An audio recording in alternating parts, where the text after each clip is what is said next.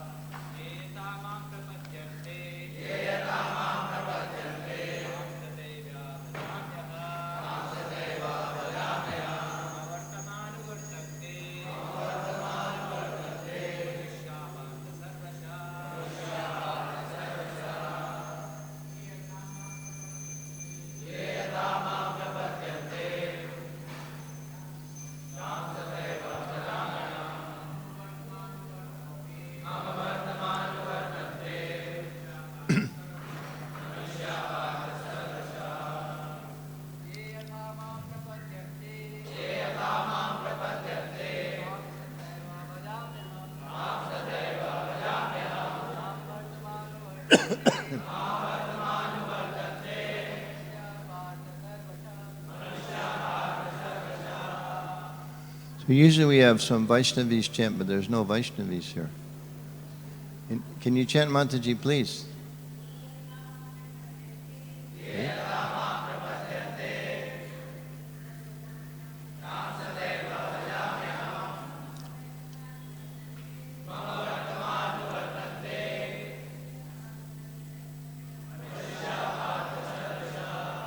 Any of your colleagues want to chant?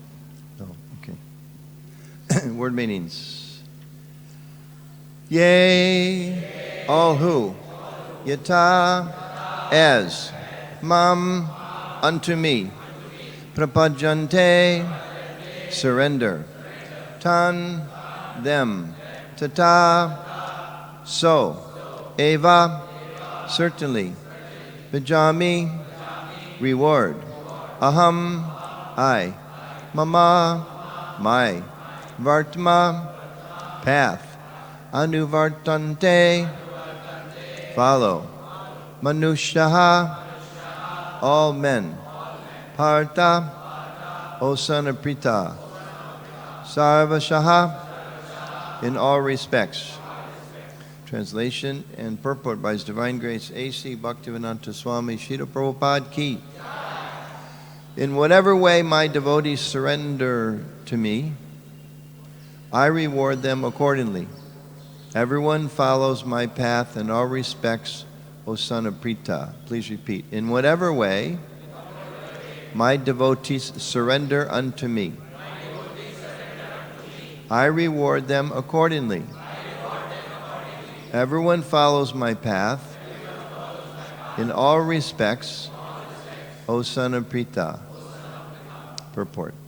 In the 4th chapter of the Bhagavad-gita, Lord Krishna affirms that formerly, some 120 million years before the battle of Kurukshetra, he explained the mystic philosophy of the Gita to the sun god. The message was received through the chain of disciplic succession, but in course of time, the chain being broken somehow or other, Lord Sri Krishna appeared again and taught Arjuna the truths of the Bhagavad-gita. At that time, the Lord spoke this verse, Bhagavad-gita 4:11, to his friend Arjuna. Om Ganantamyandasha Janan Anjana Shalakaya Chakshu Umanitam Yena Tasmei Shri Gurve Namaha Shri Chaitanya Manobishtam Stapitam Yena Bhutale Svayam Rupa Kadamita Vantikam Jai Shri Krishna Chaitanya Prabhu Nityananda Shri Advaita Gadadhar Shivasadi Gaur Bhaktivinoda Hare Krishna Krishna Krishna Hare Hare Hare Rama Rama Rama Hare Hare. Hare Bo. So we're reading Chaitanya Charitamrita, but here the verse is particularly quoted. It's from the Gita. So speak a little bit about that, and also I'm going to read part of the purport that Prabhupada gave in the Gita to this verse. So first I want to thank devotees for allowing me to speak. It's always a pleasure to be here in the Juhu temple. I first came to India from America, where I took birth in 1976. How many of you were born in 1976? A few, not so many. Yeah. And what year was this temple opened? What year? 78. So I came shortly after that. This is always my favorite temple to visit first, always, for many, many years. You're very fortunate to have such beautiful deities, such a high standard of deity worship, and such a beautiful temple. And we know we very much feel Prabhupada's presence here because he put so much of his personal energy into this temple. You know, you all know the story so well of the struggles that Prabhupada underwent. So you should always feel very, very close to Srila Prabhupada that you're serving here in this community. So it's fortunate for me to also be here and to visit. So in this section, Krishnadas Kaviraj Goswami is explaining why Krishna comes to this world, and then also why Lord Chaitanya comes. And he explains, as you've been reading, I think you just do Chaitanya Charitamrita once a week, right? Just one verse a week? Every Monday. So it's been a while since you've read the whole series. But so it explains that there are external and internal reasons why the Lord comes.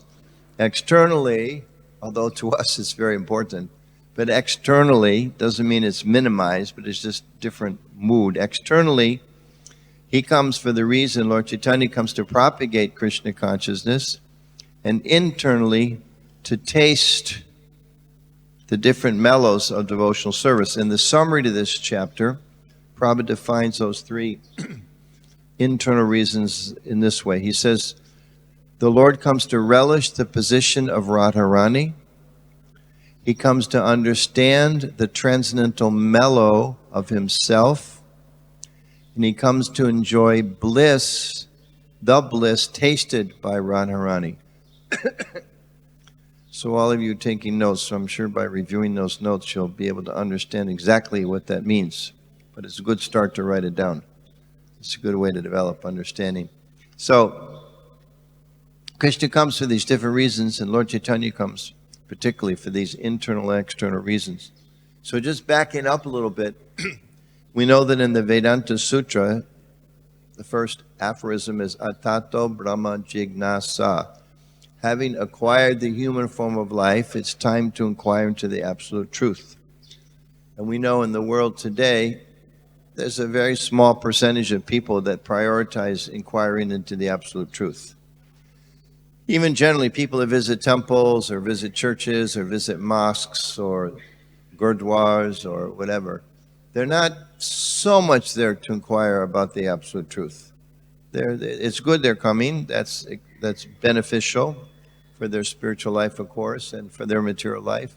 So oftentimes, they're praying to God as they understand it for different benedictions, sometimes to help them overcome a problem, sometimes to help them achieve something that they're trying to seek in this world, whether it's, a degree or a job or get some money or something like that. So the Shastra explains that it's good that the living entities in the human form of life approach Krishna in any way. Just approaching God is a good thing. But for those that are going a little deeper and understanding the full opportunity, it is a tato brahma jignasa, to inquire about the absolute truth. Why am I here? Where did I come from? Is there any reason for this expansive creation? I recently toured a huge telescope in the United States and Texas. I'd never been to one of those, what do they call it? Anywhere where they have the telescopes, taking pictures of different parts of the universe. So on the way down the stairs, they had some of the pictures of things they've taken millions of light years away, as they understand it. And you just get the sense of it's so much bigger than we even imagine. Even like in Mumbai, I don't think you see a lot of stars at night, right? You see a lot of city light. But if you go out in the country where it's dark and you look up in the sky, it's just amazing how many planets, stars, other places there are in this world. And sometimes you read things like scientists will say, we know more about space than we know about what's underneath the ocean. So it gives us some sense of how expansive Krishna's creation is. But the Shastra explains that inquiring about the absolute truth, there's three primary features. The Bhagavatam particularly expands on this and explains that we can understand the all-pervasive energy, Brahman, of the Supreme Lord, way beyond even the material creation. We can understand, or the sages understand, the Paramatma feature, the Super Soul feature, and then there's Bhagavan, understanding the Lord, the personality. So three different categories of understand the absolute truth are given. So here in the Chaitanya Charitamrita, it's explained, and in the Bhagavatam it's explained, and by our acharyas it's explained, what is the nature of that Supreme Personality of Godhead? Bhagavan, meaning one who has all opulences, but as described here, that the idea of God as being the source of all opulences isn't really considered by our acharyas the highest. So in other words, they're saying there's impersonal realization. Higher than that is the super soul realization. Higher than that is Bhagavan realization. Higher than that is, who is the person, Bhagavan? What's the nature of this person, Bhagavan? And of course, he's the source of all opulences, but understanding those opulences is not considered to be the highest realization. As we know, a few months ago, we were chanting the Damodara Astika prayers and reading how described that the Lord is what? Conquered and overwhelmed by pure loving devotion. So this is the secret that's explained to us to understand the transcendental nature of the Supreme Personality of Godhead beyond just understanding the opulences. So in this verse, it's explaining how everyone is looking for Krishna in one of his different manifestations, because everybody's looking for happiness. whether they're rich or poor, or they're in India, or they're in Africa, or Australia, or United States. Everyone is actually looking for some happiness. They're looking for some sense of where's their resting place. Just like now in the United States, I don't even know what's happened the last 3 hours, but you're probably hearing huge fires in Los Angeles. It's one of the most opulent cities in the country, but last thing I saw, some 10,000 structures have burnt down. And many people have. So you may think, well, let's move to Los Angeles. It's a nice climate. And there's no hurricanes. And there's no tornadoes. But there's fires. Just like a few months ago, there was big hurricanes in a part of America called the Carolinas, which is kind of inland. So the hurricanes, normally they kind of work their way through Florida. They go up along the coast, and then they gradually get weaker.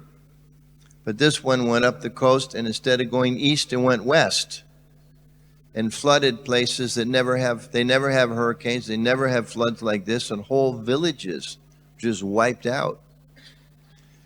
And a lot of people said, we moved there because we thought it was a peaceful place.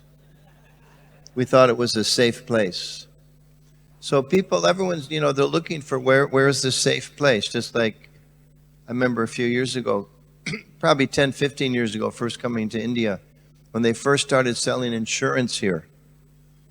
They didn't used to have insurance, right? That was kind of a Western thing. But now you have to have insurance for your health, insurance for your children, insurance for your car, everything else. In America now, you can get insurance. I don't know if they have this in India now. They have pet insurance. You can get insurance for your dog. Because if your dog gets sick, it's very expensive. Sometimes they spend thousands of dollars for some operation for their dog or their cat. So the people are thinking, how can I be peaceful? I have this dog. I have affection for this dog. So how can I be peaceful? How can I feel protected? Well, maybe you get insurance, and then you'll feel protected. So people are thinking, where's that place that can bring me happiness? Where's that relationship that can bring me happiness? In this verse, Krishna says, everyone's looking for me, although they don't know it. Where's that place where I can find love that's not just exploitation? Even in our ISKCON society, although we're trying to be pure devotees of the Lord, we also sometimes become victimized by our own selfishness. So consequently, we have Leadership Misconduct Office. North America, we're just rewriting the rules for leadership misconduct, because sometimes even a person in spiritual leadership, they abuse their power.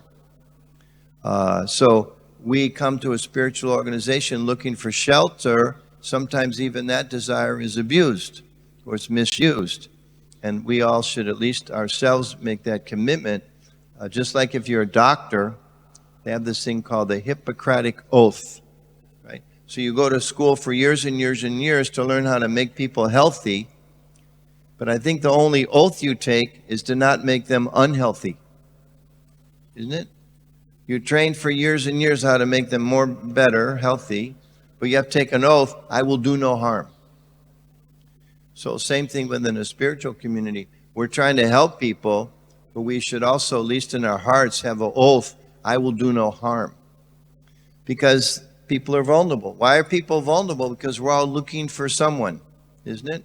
And someone comes along, just like in America, there's kind of a joke that goes back many generations of the new immigrant to the country is kind of naive. They don't really know things very well. So they meet some person who's very nice and tells them, I have a wonderful business investment for you. I'd like to sell you the Brooklyn Bridge, right? And then the person gives them all their money and they think, now I own the Brooklyn Bridge, because not very intelligent like that. Why are they so vulnerable? Because they're looking for a friend, they're looking for some shelter. In that case, looking for some investment. Prabhupada gives the example of the soul. He says, just like if there's a little baby, we've all seen this, when they get very, very upset about something.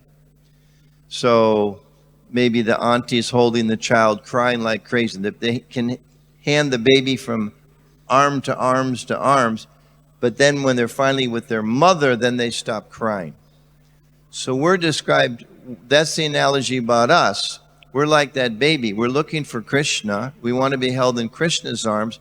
Because we don't know that, we're thinking, okay, the arms of this person or that person. My mother will give me shelter. My father will give me shelter. My spouse will give me shelter. My children will give me shelter. My boss will give me shelter. Or this place will give me shelter. So as Vaishnavas, we're understanding what's being explained here. Everyone is looking. Krishna says, all of them as they surrender, I reward them accordingly. Everyone follows my path. So everyone is really looking for him, but we don't know where to look. So in this description of the different manifestations of the Absolute, it's explained, feels like people are looking for, like now and again in my country, there's a new administration, a new government's coming in. So everyone's trying to get a job. Big competition. Some quarreling. So they're all going on TV, no, I'm the best person. Hire me. Give me this job. Give me this power. Someone else saying, no, I want to work for you. Please. Really, what they're saying, give me your shelter. You are the supreme. Give me your shelter. In every sphere. Someone wants to have a friend who's a vice president in a company because they'll give them a good job. They want to have a powerful mentor. So again, where's the most powerful mentor? That's what the Shastra is advising us. The Tato Brahma Jignasa. Look for the most powerful mentor. Try to understand the absolute truth. Try to understand the absolute shelter. Try to understand the absolute friend. Try to understand the absolute mentor, the absolute protector. So it's explained that for those that don't have knowledge or don't have faith, they should understand there is a supreme consciousness. Beyond Brahman, beyond Paramatma, there is Bhagavan. There's a supreme Lord. It's described the expansion, just like there's some of the dioramas back here. The Lord is in the expansion of the Lord is so great, universes come out of his pores. I mean, again, I saw these pictures from this big telescope, like so many thousands or millions of years away, and there's just stars, huge clusters of stars or planets, and it's just, it's mind-boggling.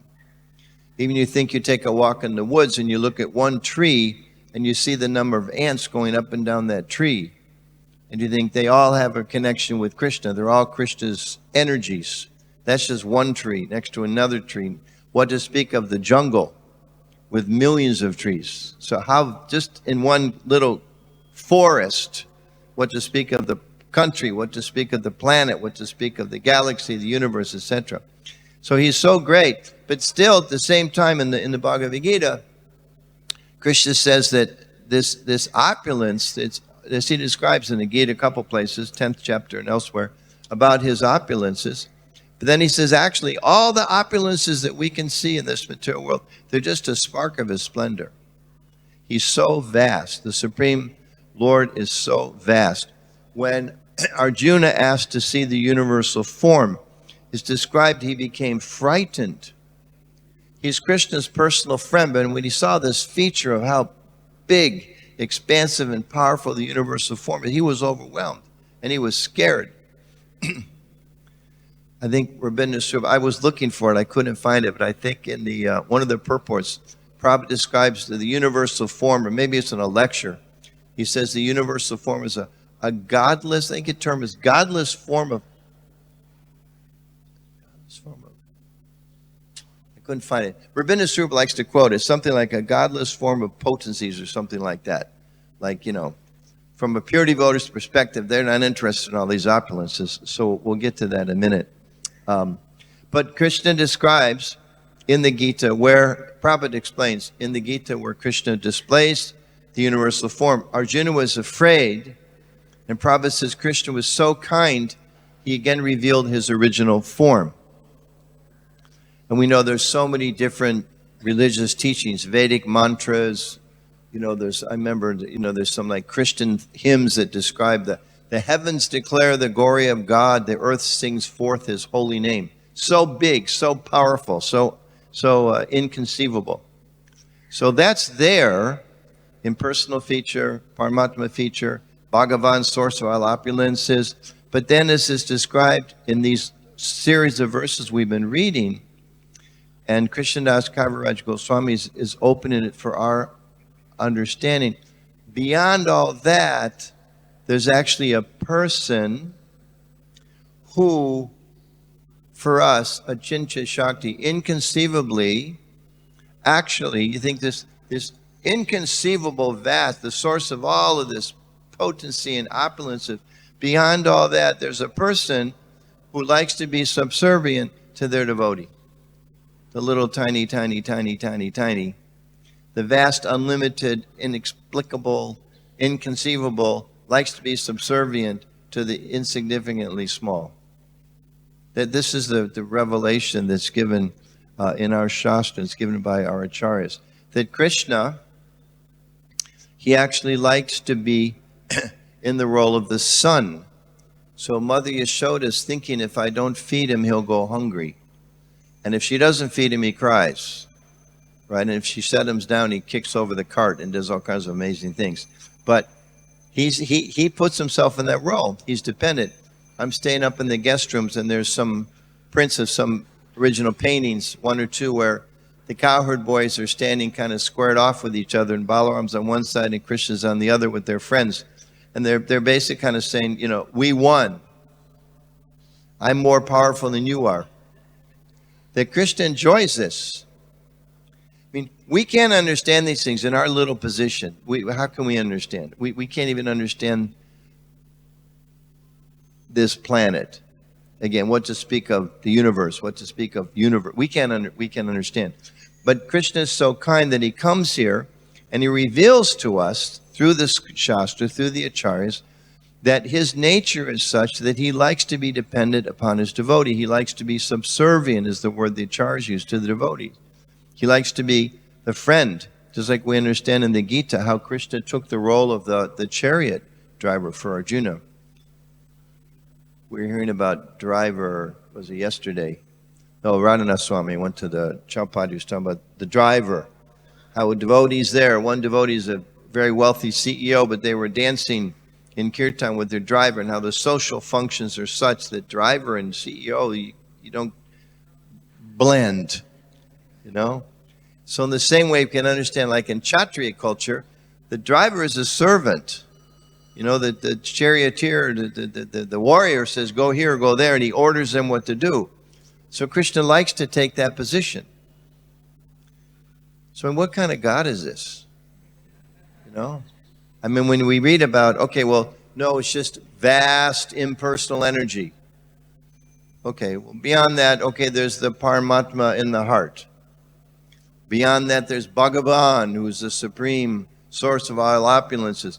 But beyond that, there's Krishna, who likes to play as a little boy with his friends in Vrindavan and steal the butter and feed it to the monkeys.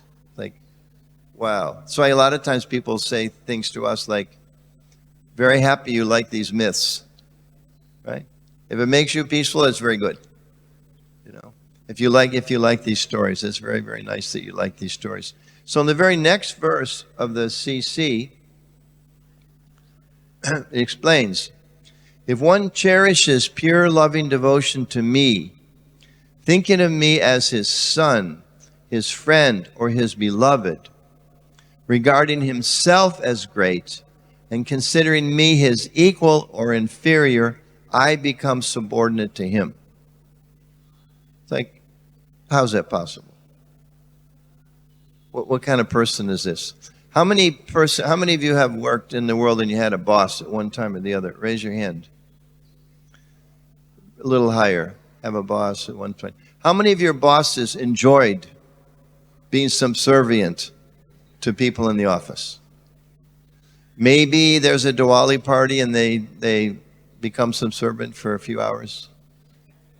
Or somebody's birthday party or something like that. They like being the boss, right? That's the Ras. And they worked hard to get that position. And they're always afraid someone's going to take the position, just like Indra, right? Indra's always worried somebody's going to come and take his position because he worked hard for that position. And there's a lot of perks that come along with that condition, with that position. So Krishna, he has the supreme position, yet, as is described here, he becomes subordinate to devotees, his son, one who thinks of him as a son, friend, or beloved, regarding himself as great and considering me to be his equal or inferior, I become subordinate to him. So in this verse from this that was quoted here in the CC from 411, a little bit of the purport, Prabhupada says, everyone is searching for Krishna in the different aspects of his manifestations. Krishna, the Supreme Personality of Godhead, is partially realized in his impersonal Brahman Jyoti effulgence and is the all-pervading supersoul dwelling within everything, including the particles of atoms. But Krishna is fully realized only by his pure devotees. Consequently, Krishna is the object of everyone's realization, and thus anyone and everyone is satisfied according to one's desire to have him. In the transcendental world also, Krishna reciprocates with his pure devotees in the transcendental attitude, just as the devotee wants him. One devotee may want Krishna as Supreme Master, another as his personal friend, another as his son, and still another as his lover. Krishna rewards all the devotees equally according to their different intensities of love for him. In other words, skipping a little bit ahead, everyone is dependent for success upon his, Krishna's mercy alone. All kinds of spiritual processes are but different degrees of success on the same path. Unless, therefore, one comes to the highest perfection of Krishna consciousness, all attempts remain imperfect, as stated elsewhere in Bhagavad-gita, or in Bhagavatam. So, when we hear these insights given to us by the Shastra and by our acharyas, we should try to understand how very fortunate we are and try to take advantage that Lord Chaitanya has come, particularly hearing about Lord Chaitanya and his mood of sharing this realization, how Krishna comes to display his pastimes to attract us to come back to him. Lord Chaitanya comes and makes it even easier for us to come back to him. So we should try to hear attentively, become inspired by this understanding that Krishna, the Supreme Personality of Godhead, is so kind and so personal. I was listening on a lecture just about a week ago. Prabhupada mentioned twice about how Krishna is anxious to bring us back. They even use the word anxiety. Krishna's anxiety to bring us back. So again, what is this person? Who is this person? What is the nature of this person?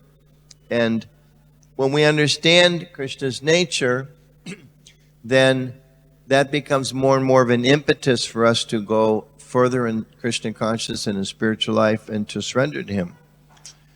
So we should try to take advantage of this opportunity that we all have, just like all of you taking notes very sincerely. We should be very sincere in our Krishna consciousness. We should especially endeavor to associate with devotees. Material world has practically an unlimited number of ways of attracting us, tempting us, checking to see how serious you are. Are you really serious about Krishna? Because there's this. Are you really serious about Krishna? What about this? What about this? I can make you powerful. I can make you famous. I can make you satisfy your desires in so many different ways. So we have to be sincere and associate devotees, because devotees are very good at helping us realize our foolishness of being attracted to materialistic things. And we have to practice being very attentive as we read the 10 offenses in the mornings about our japa, but really we should be attentive in all of our practices of bhakti. And especially here, Mumbai Temple, Juhu, you walk right out the door, there's so many people obviously are living much more difficult conditions than we are. Maybe not right in this neighborhood, but not too far away.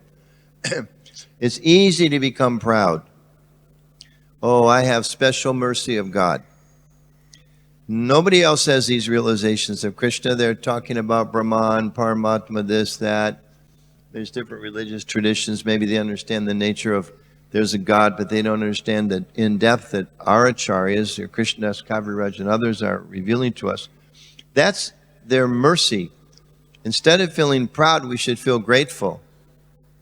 Just like if you get a gift doesn't mean you necessarily qualified for that gift. Business means I qualified myself. I paid a certain amount of money, now I get some product. But Krishna consciousness is not like that. It's a gift coming from the Lord, from his representatives. So we should be very, very careful. Very careful. Very careful. In this phase of our Krishna conscious movement, we're becoming more and more powerful. We're becoming more and more opulent ourselves, our communities. We're becoming more and more respected, becoming more and more affluent. There's so many reasons to become proud. And as soon as you become proud, you're finished, right? There's an English expression, it might be from the Bible. Pride cometh before the fall, right? Have we seen big devotees in ISKCON fall? And they fall sometimes very low. Very low. Not just giving up spiritual principles, sometimes they don't even maintain their gentlemanly consciousness. They become criminal. So we may think, oh, I'm just a pious person. I was able to become the Krishna conscious. But if we're not careful, we can become overwhelmed by material energy, right? Prabhupada told that story, right? Punar Musika Bhava, right? Even the you get a blessing and then another blessing and another blessing, and then you think, I'm the source of these blessings. So let me eat the blesser, right? I will devour him next. So these are some of the temptations we have to be very aware of. And if we're aware of them, then they won't trap us. And it's going to be a serious challenge to the Krishna conscious movement over the next 20, 30 years to see how we're going to handle so much opulence. The history of religion, simple history, is as some inspired teacher gathers a few followers, gradually begins to grow. Oftentimes they just completely fall, they die out, they don't get any further than that. But many times they establish some foothold, they begin to attract some sincere, pious people, become supporters, give them some of their resources. They build big churches or cathedrals or temples. People, just like we know Bhaktisiddhanta Saraswati Thakur said of some of his own disciples, they're quarreling over which room to have. That's the beginning of pride. You quarrel over what room you have. Then you start quarreling over everything else. Next thing, you start quarreling over what empire you have. A lot of the empires in history, they were religion and the state were one, which has some advantages, but it has tremendous disadvantages. It can become terribly exploitative. So there'll be a lot of different tests for us. One important one is we have to make sure we don't become too sectarian. Because if we understand how fortunate I am to know Krishna, then I should understand that Krishna loves every living being. He doesn't just love brahmacharis. He doesn't just love Indians. He just doesn't love Prabhupada disciples. He doesn't just love Hindus. He doesn't just love rich people that come to the temple and give big donations, right? He doesn't just love young people or beautiful people or human people, isn't it? If we're really understanding the nature of Krishna, then we have to understand in the Gita, Krishna describes a few places he repeats himself. One who's kind to all living entities. Lord Chaitanya said you can't chant the holy name if you're not respectful of all living entities.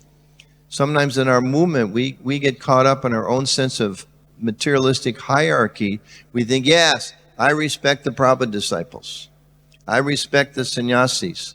I respect the older people. But I'm not going to respect him. Why should I respect him? He came to ISKCON 3 days after I did. He should bow down to me. Isn't it? No. If I came 3 days earlier, I should have 3 days more realization that I'm his das. He's my Prabhu, isn't it? He may not understand it as much as I do. Sometimes we see there may be like some quarrel or disagreement between devotees. If there's some disagreement between devotees, who should be the first one to be able to acknowledge their own mistakes? The senior or the junior? The senior. Otherwise, how are they senior? Is it? Maybe they're senior by age, but they're not senior by realization. No, of course, conversely, we can't become puffed up and think, oh, I'm junior, but I'm actually understanding that he should surrender, so therefore I'm more advanced because he's not it's all Maya. We should just remember, I'm dasa, dasana, dasa. That's what Lord Chaitanya said. And if we become confused, well, am I supposed to serve this one or that one? Or am I supposed to be humble in front of this one or that one? Or there's so many different, what's the answer? Very easy answer. You serve everyone, you're humble before everyone, then there's no confusion.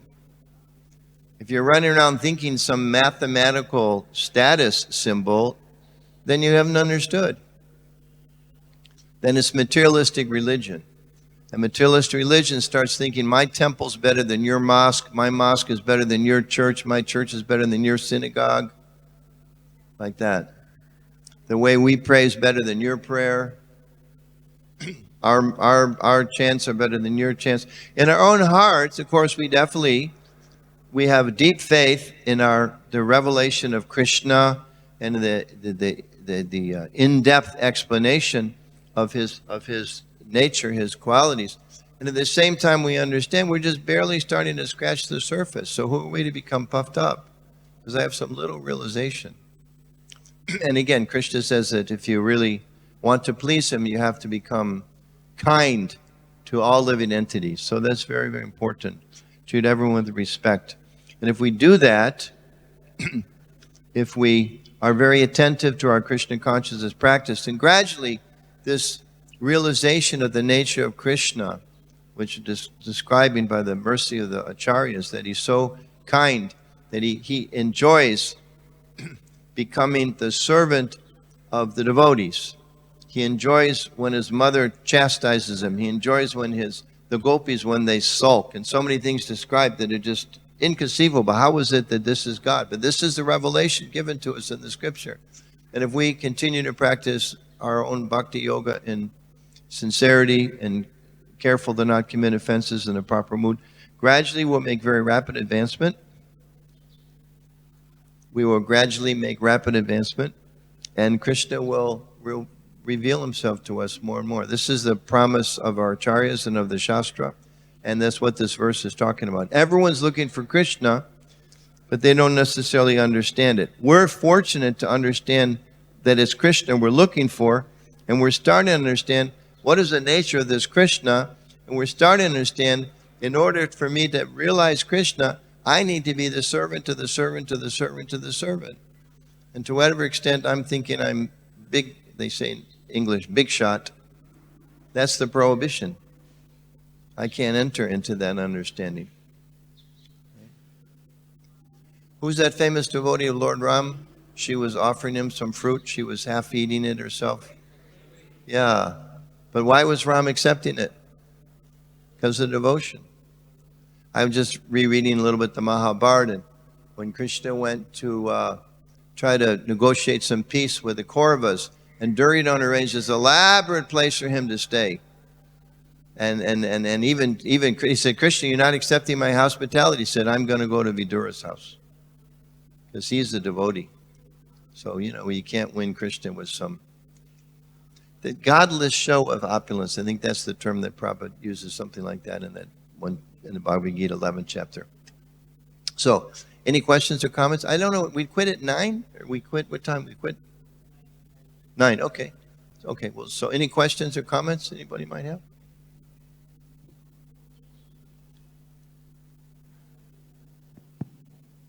Yes, Prabhu. You asked questions yesterday, I think, too. You sat in the same place, yeah? So this means there's more oxygen in this part of the room? Or you're getting more of the mercy of Lord Nityananda, so he's inspiring you with questions, or everyone else just wants prasadam quicker than you do? One of those. Yes, question. Thank you, Prabhu, for the nice. Prabhu, you mentioned that we should be very careful when opulence comes. You said for the movement, the last 20 to 30 years. So, can you elaborate what we should be careful? You mentioned we should be very careful. That's one of the mention you about. Yeah, so careful to always remember whose opulence it is. It's not ours. Careful to always remember that whatever we have can be taken away in a moment. So raise your hand if you're under 30. Raise your hand if you're 30 years old or younger. Okay? Blink your eyes and you will no longer be able to raise your hand. One day, very soon, you'll be sitting in this class. Someone will ask the same question and you will not be able to raise your hand because you'll be 40 or you'll be 50 or you'll be 60. I just turned 70. My body is 70. In my mind, 50 is so old. And then I thought, wait a minute, that's 20 years younger. You see, so the time, youth is also an opulence. To understand that whatever opulence is there, it's the mercy of Krishna. It can be taken away in a moment. I had a personal experience. I think I was in Pune, maybe last year. I went to one of the youth groups. What do they call them? Center. What are they? Yeah, voice, but what do they call the centers? There's some name for it. Voice. Yeah, but they call them like they don't say ashram, there's some name, whatever the center is. So I went to one, I was leading kirtan, and they were very enthusiastic. Young devotees are blessed with enthusiasm, which is a wonderful thing. And I was chanting, and some simple bhajan or something, maybe even. And I was thinking, I was looking at some deities, or maybe just a picture there, and I was thinking, Krishna, what would happen? How do you not get carried away if maybe you're chanting in front of 10,000 people, or so many people are appreciating, or how do you not get carried away with ego? And next thing I knew, I forgot the melody. I'm in the middle of playing I don't know any complicated melodies. I'm playing a very simple melody, but I completely forgot where I was, what comes next. And I thought, thank you, Krishna. We have to remember our place. Whatever we do, whatever words we can say, whatever music we can sing, whatever we can cook, we can sell a lot of books. Maybe we're the best cleaner. Maybe we need less sleep than other devotees do. We focus on japa better than others. That's all Krishna's mercy. We shouldn't think that it's mine. We shouldn't think,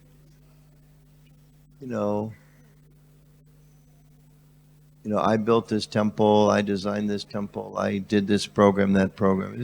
We have to always remember this, it's by Krishna's mercy. Krishna's Kaviraj, I think, throughout the Chaitanya-rita talks about only, by Lord's mercy, the blind man can see, the deaf can hear. I think in the beginning of this chapter it says a similar thing also. So let's remember like that.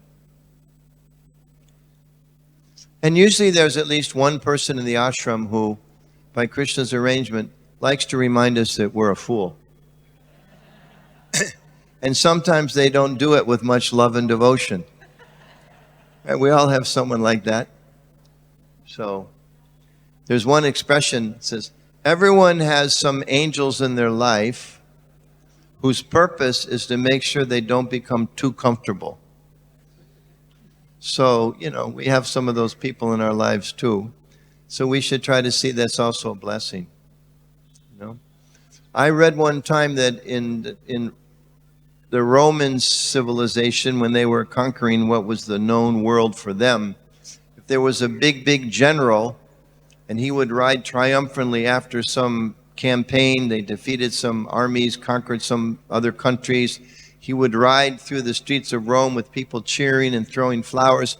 They would have one servant in the back of the chariot speaking in his ear, "You too will die." Like, today you're getting the honors, but you too will die. It's part of the custom, at least at some point in time. So those reminders are important to us. So if we remember that, then we won't become proud. Right in the Gita, the demoniac nature. I'm perfect, I'm powerful, I'm happy, I've done so much sacrifice, I've given charity, aham, aham, aham, I. Prakrite krimani guna karmani sarvashaha. Ahankarvadi mudhatma kartamiti mandite. Kartamiti mandite. I'm the doer. So if you see yourself thinking like that, you have to stop thinking like that. Is that okay? The other question? Just 5 more minutes. Yes, Prabhu. There's a microphone somewhere. Hare Krishna, Prabhuji. Hare Krishna. Actually, I read like most of the material from Srila Prabhupada Krishna book, Bhagavad-gita. I found out one thing, like while remembering at the last breath, we remember Krishna, then Krishna comes to us and he will taken to the Vaikuntha and all. Why it is written like if we go to Vaikuntha, there is a Kalpavruksha, there is a guy, I don't know the guy name, but why like so much attraction is written on the book if we love Krishna at the end moment? That means ki at the end moment we want Krishna, we want to serve Krishna. So why this like Kalparuksha? We can ask from whatever we wish. We can ask to Kalparuksha. Why these things are written? Yeah. So the Kalpavriksha is there so you can ask the Kalpavriksha whatever you'd like to give to Krishna. Mm-hmm. Right? Yes, And I got my answer. Is that okay? Yes, In the yes, material world, I want a Kalpavriksha to satisfy me. The spiritual world, the Kalpavriksha helps me serve Krishna. yes. Thank you, thank you. Okay. Thank you. That's a short one. We have time for one more. Thank you so much, Prabhuji. Anyone goes to Ayodhya, this Prabhu gives a very nice tour. I can say he gave us a tour last year to Ayodhya. When the temple first opened, we got Darshan of Lord Rama. So he has connections. Talk to him. By your blessings. Prabhuji, at the beginning, you were mentioning about the wildfire in Los Angeles and the hurricanes. So we do see that material world is a horrible place. We again and again see how how so many terrible disasters happen. But still that sense of becoming comfortable in the material world doesn't go away. That sense of urgency to take to Krishna consciousness doesn't come. So how to get that realization? How to develop that sense of urgency? We hear it, we speak it, We see it. and we see it, and we We move see on. it. So We feel it. We experience it. I mean, how comfortable are the people in Los Angeles right now? You can own a $10 million home, but the fire is 3 miles away, and if the wind blows this way, your house is gone. And I'm sure there's a lot of people thinking right now, there's many, many insurance companies, but if too many houses burn down, how long will the money of the insurance company last? You say, well, if it gets too bad, then the government will step in. How much money does the government have? So in the back of people's minds, that anxiety is there. So and it's interesting because in the Gita, Krishna describes, right, one who sees the evil of birth, death, old age, and disease. So we see those things happening all around us.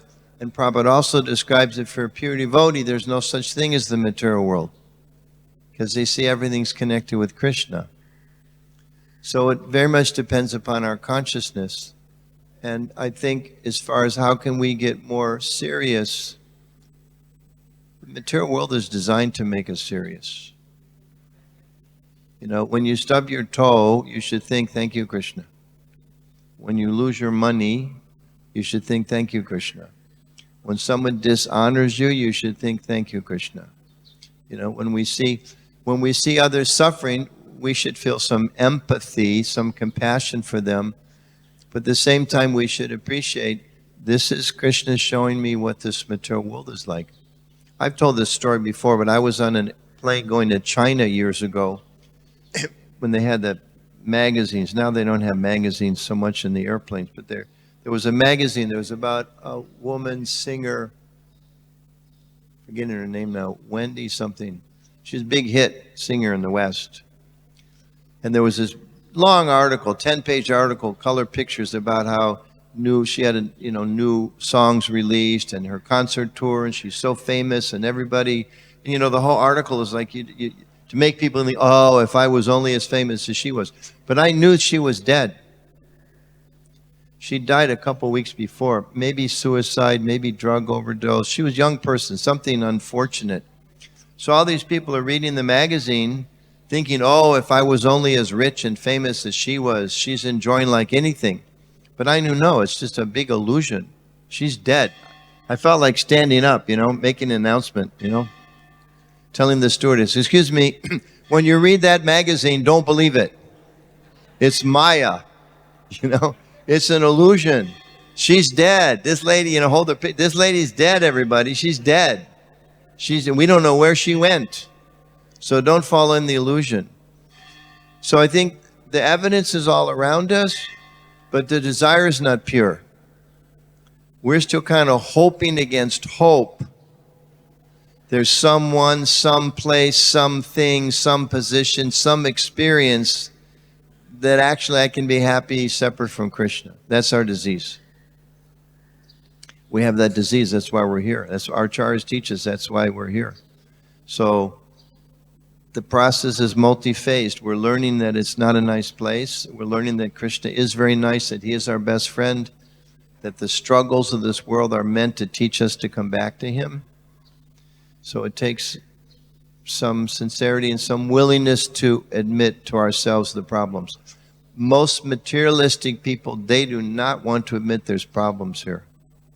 Whatever the problems are, I can overcome it. Some quote, self-help guru, they'll convince you, just try and try again. You didn't make it, try again. If not this lifetime, next lifetime. Right? Not this planet, next planet. If not this birth, next birth. Somewhere there's some. And that's why there's 8,400,000 different species of life. Well, maybe soaring like an eagle will make me happy. Okay, poof, eagle. Maybe sleeping like a bear. Okay, poof, bear. Maybe if I was rich like Indra, poof. Takes a little work. But okay, be Indra. Before I became a devotee, I had a little experience, and I'll end with this. Within my own limited range, I went back to the universities where I had been a student, and I asked myself, okay, if you could kind of have this, peak experience with those friends, are you actually happy now? If you could keep that forever, are you happy? And I went back and visited my parents, okay? So if somehow or other I could stay with them and they don't get old, and somehow are you happy right now actually? Because your mind's thinking, oh, if I was only happy with my parents, if I was only with my friends, if I only had this job, the mind's telling us. But when you find yourself in that position to ask yourself, am I actually happy? No. Okay, then don't waste your time. And when we see other people in the same situation, then don't waste our time. Big politicians, often they're not happy. They're total anxiety. Wealthy people, they're just worried about keeping their money. I visited some wealthy person's home a few years ago, very wealthy people. And they had in their library a whole shelf of books. I'd never even seen those books before. I didn't know they existed. How to increase your wealth. How to keep money you inherited and let it grow for the next generations. For my social status, that we never had that problem. So they have a whole other set of problems. So we see those problems and we realize my only shelter is Krishna. He's the only shelter. Jai. Srila Prabhupada ki jai. SriSriRadhaRasbihariTemple ki jai. Shri Sitaram Lakshman Hanuman ki jai. Shri Gaura Nitai ki jai. Gaura Premanandi.